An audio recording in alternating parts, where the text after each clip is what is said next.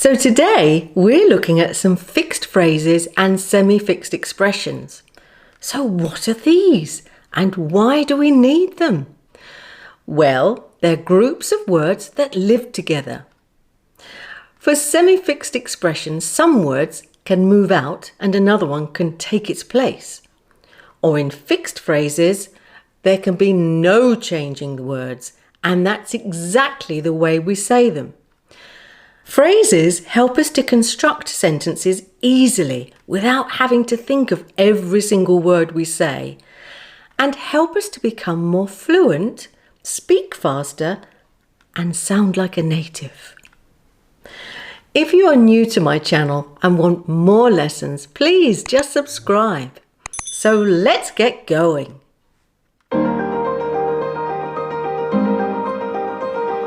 These multi-word chunks of language are really useful, and the important thing is that they must be accurately recorded, written down, because it's this action of writing new phrases that helps you notice the order of the words in the phrases and maximizes the chance of you remembering them.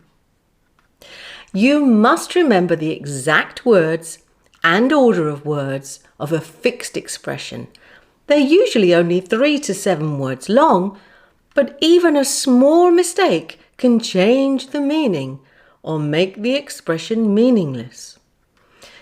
A mistake made with just one word can completely confuse a native speaker, or they might find it highly amusing and even start laughing. Take a look at these. Can you spot the word that's wrong in each expression? Number 1. See it from my line of view. Number 2. Could you hold in a moment, please? Number 3. Have your time.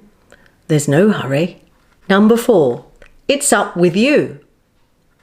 Here are the corrections. Number 1.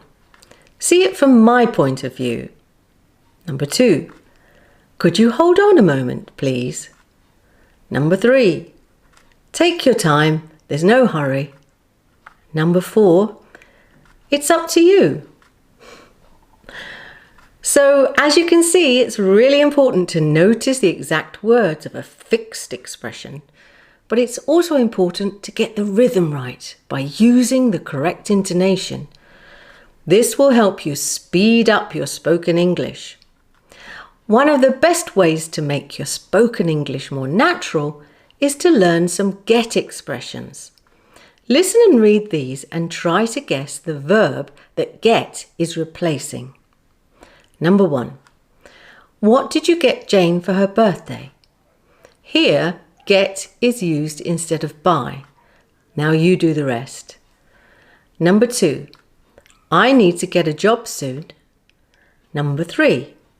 I have to get up early during the week. Number 4. I'll never get used to working from home. Number 5. I get really stressed when I'm late for a meeting. Number 6. Come on, let's get on, or this will take all day. Here are the answers. Number 2, find. Number 3, rise. Number 4, be accustomed to. Number 5, become. Number 6, start.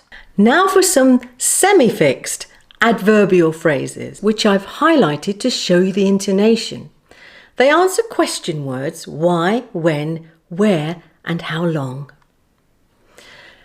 At the end of the road. For some time. By the end of the week. For a laugh. Over the next few days. On the way home.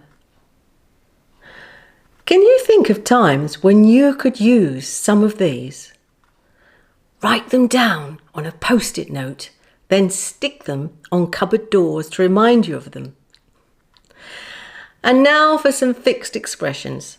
Try and guess who, where, and why it was said.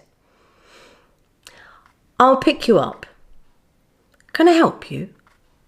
Tickets, please. What's on? What's up? Not tonight, I'm washing my hair. Can I give you a hand? You've probably heard these before, or perhaps you already use them. Well, as you can see, there are so many phrases. So it's up to you now. But a good idea is to watch a British soap like EastEnders on TV or on YouTube and watch it for a couple of weeks because the spoken language by the actors includes lots and lots of expressions. And after a while, you tune into the language and the rhythm of the speech. Other than that, get yourself a good dictionary and look up words and phrases associated with a single item of vocabulary. So that's all from me now, and I look forward to seeing you next time. Love and peace.